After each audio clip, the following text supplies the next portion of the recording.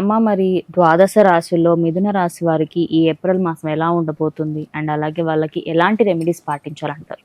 మిథున రాశికి రాశాధిపతి వచ్చి బుధుడు. ఉమ్. మిథున రాశిలోకి మృగశిర 3-4 పాదాలు, అలాగే మనకి ఆరుద్ర 1-2-3-4 పాదాలు, పునర్వసు 1-2-3 పాదాలు మనకు వచ్చేసి ఈ యొక్క మిథున రాశిలోకి వస్తాయి. అయితే మిథున రాశికి వ్యయ స్థానంలోని ఈ బుధుడు వక్రీకరించడం గురువుతో కలిసి, అలాగే దశమంలో రాహు శుక్రుల యొక్క సంచారము, దశమం నుంచి రవి కూడా లాభస్థానంలోకి ఈ మాసంలో మార్పు చెందడము, ఇవన్నీ కూడా కొంత శుభ పరిణామాన్ని, కొంత జాగ్రత్తగా ఈ మాసంలో ఉండమని కూడా సూచించడం అనేది జరుగుతోంది ఈ మిథున రాశి వాళ్ళు. అయితే మిథున రాశి వాళ్ళకి కానీ చూసుకుంటే ఉద్యోగ విషయాల్లో వాటిల్లో మాత్రం, ఎందుకంటే దశమ స్థానంలో శుక్రుడు ఉన్నాడు కాబట్టి ఏవైతే ఈ ఫ్యాన్సీ స్టోర్స్, లేకపోతే ఈ అలంకార వస్తువులు, ఈ బ్యూటీ పార్లర్ వీళ్ళందరికీ కొంత వీళ్ళకి ఉచ్చ స్థితిలో ఉన్నంతసేపు వీళ్ళకి అనుకూలంగానే ఉండడం అనేది వీళ్ళకి జరుగుతుంది. అయితే ఇక్కడ ఎందుకంటే వ్యయాధిపతి కూడా అయ్యాడు, ఆయనే వ్యయాధిపతి అయ్యాడు, పంచమాధిపతి కూడా అయ్యాడు. బుధుడు రాష్ట్రాధిపతి అయిన బుధుడు వక్రీకరించి వీళ్ళ లాభాన్ని స్థానాన్ని చూడడం అనేది జరుగుతోంది. అయితే లాభస్థానంలో ఎప్పుడైతే ఈ యొక్క బుధ గురువులు ఇద్దరు ఉన్నారో, గురువు శుభ ఫలితాన్ని ఇస్తూ ఇక్కడ బుధుడు కూడా వక్రీకరించి ఉండడం వల్ల ఇక్కడ ముఖ్యంగా ఏంటంటే ఆర్థికపరమైన విషయాల్లో వీళ్ళకి చాలా అనుకూలంగా ఉండడం అనేది జరుగుతుంది. అయితే ఎప్పుడైతే రవి ఏప్రిల్ 14 నుంచి ఇక్కడ మీనరాశిలోకి వచ్చేస్తాడో, రాహుతో కలిసి ఉంటాడో, ద్వితీయాధిపతి అయ్యాడు కాబట్టి ద్వితీయ స్థానం అనేటప్పటికి సోదర స్థానం కమ్యూనికేషన్కి సంబంధించింది కాబట్టి కమ్యూనికేషన్ రంగాల్లో పనిచేసే వాళ్ళు, అంటే ఇప్పుడు కాల్ సెంటర్స్ అని, మీడియా అని, ఇలాంటి వాటిలో పనిచేసే ఎవరితో వాళ్ళు కొంచెం జాగ్రత్తగా ఉండాలి. ఎవరితోనైనా మాట్లాడేటప్పుడు మాత్రం కూడా కాస్త జాగ్రత్త వహించాలి.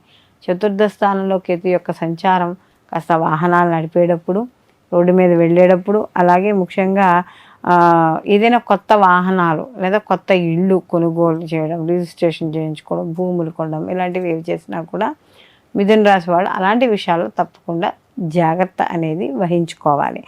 అలాగే ఇంకా వీళ్ళకి ఎవరైతే ఈ సంతాన విషయాల్లో వాటిల్లో ఉన్నారో ఆ సంతానపరమైన సంబంధించిన విషయాల్లో వీళ్ళకి అనుకూలంగా ఉంటుంది. అంటే వాళ్ళ విద్య, ఉద్యోగం, వ్యాపారం, సంతానానికి సంబంధించిన వివాహ జీవితాలు, ఇలాంటివి ఏవైనా సరే వీళ్ళకి సంతానానికి సంబంధించి శుభవార్తలు వినడం అనేది జరుగుతుంది.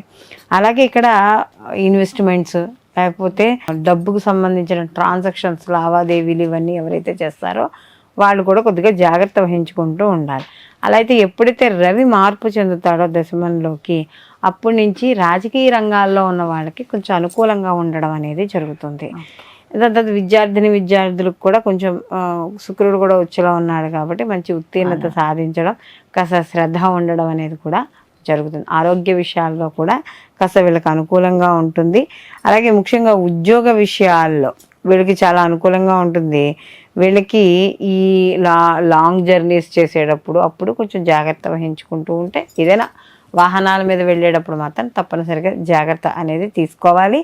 అలాగే ఈ మనకి బీపీకి సంబంధించిన విషయాల్లో హిమోగ్లోబిన్, రక్తహీనత ఉంటుంది కదా, అలాంటి విషయాల్లో కొద్దిగా జాగ్రత్త వహించుకుంటూ ఈ మిథున రాశి వాళ్ళు ఉండాలి. అలాగే ఎదురు వాళ్ళతో మాట్లాడేటప్పుడు లేదా వాళ్ళ విషయాలు మీరు తెలుసుకోవాలనుకునేటప్పుడు, అంటే ఇది తొందరపాటు అనేది పనికిరాదు. పూర్తిగా విని నిర్ణయం తీసుకోవడం కానీ మాట్లాడడం కానీ ఇక్కడ మంచిది. కాబట్టి అలాంటి విషయాలు చేయడం ద్వారా కొంత వీళ్ళకి ఈ స్ట్రెస్ అనేది తగ్గుతుంది. ఈ యొక్క మిథున రాశి వాళ్ళు మరిన్ని మంచి ఫలితాలు పొందడానికి ఈ మాసం అంతా కూడా విష్ణు సహస్రనామ పారాయణ చేసుకోవడం, కనకదార స్తోత్రాన్ని చదువుకోవడం ద్వారా వీళ్ళకి కాస్త అనుకూలంగా ఉండడం అనేది వీళ్ళకి జరుగుతుంది. వృశ్చిక రాశికి రాశ్యాధిపతి వచ్చి కుజుడు. ఈ వృశ్చిక రాశి వారికి మామూలుగా చూసుకున్నప్పుడు వృశ్చిక రాశి విశాఖ 4వ పాదము, అనురాధ 1, 2, 3, 4 పాదాలు, అలాగే జ్యేష్ఠ 1, 2, 3, 4 పాదాలు మనకి ఈ వృశ్చిక రాశిలోకి వస్తాయి. వృశ్చిక రాశికి రాశ్యాధిపతి అయిన కుజుడు వీళ్ళకి చతుర్థ స్థానంలో సంచారం చేయడం. ఆల్రెడీ వృశ్చిక రాశి వాళ్ళకి అర్ధాష్టమ శని నడుస్తోంది వీళ్ళకి.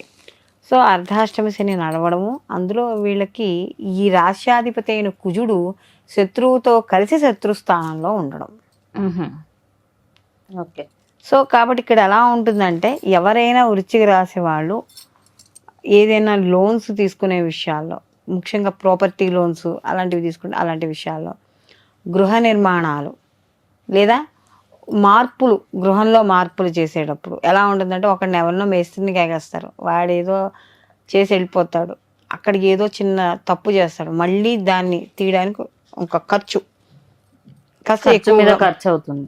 ఉంటుంది. తల్లి ఆరోగ్య విషయాల్లో కాస్త జాగ్రత్త వహించుకుంటూ ఉండడం. ఎందుకంటే శని భగవానుడు ఎట్లానో అక్కడ అందులోనే ఉంటాడు, కానీ ఇందులో కుజుడు కూడా కలిసాడు కదా, కాబట్టి కొంచెం అప్ అండ్ డౌన్స్ కింద ఫ్లక్చువేట్ అవుతూ ఉండడం, దానివల్ల చిన్న చిన్న టెన్షన్స్ ఉండడం ఇలాంటివి కూడా మనకు కనబడుతూ ఉంటాయి. అలాగే ఇక్కడ ముఖ్యంగా శనితో కుజుడు కలిసి ఉన్నాడు కాబట్టి ఇంటికి సంబంధించి కానీ వ్యక్తిగతంగా కానీ ఏదైనా సరే పనులు కొత్తగా ఏవైనా చేపట్టాలనే ఆలోచనలు వస్తే వాటికి కనీసం కుజుడు మార్పు చెందే వరకునైనా వాటిని వాయిదా వేసుకోవడం అనేది ఉత్తమమైన విషయంగా చెప్పవచ్చు. అలాగే ఇక్కడ వాహనాల విషయాల్లో వాటిల్లో కూడా జాగ్రత్తగా ఉండడం, వాహనాలు కొనుగోలు చేసేటప్పుడు లేదా మనకి రీసెల్లింగ్ ప్రాసెస్ కూడా ఉంటుంది కదా, సో సెకండ్ హ్యాండ్ కొన్నా లేకపోతే వాటికి పూర్తిగా చూసుకోవడం ఇలాంటి విషయాల్లో కూడా కాస్త జాగ్రత్త వహిస్తూ వీళ్ళు ఉండాలి.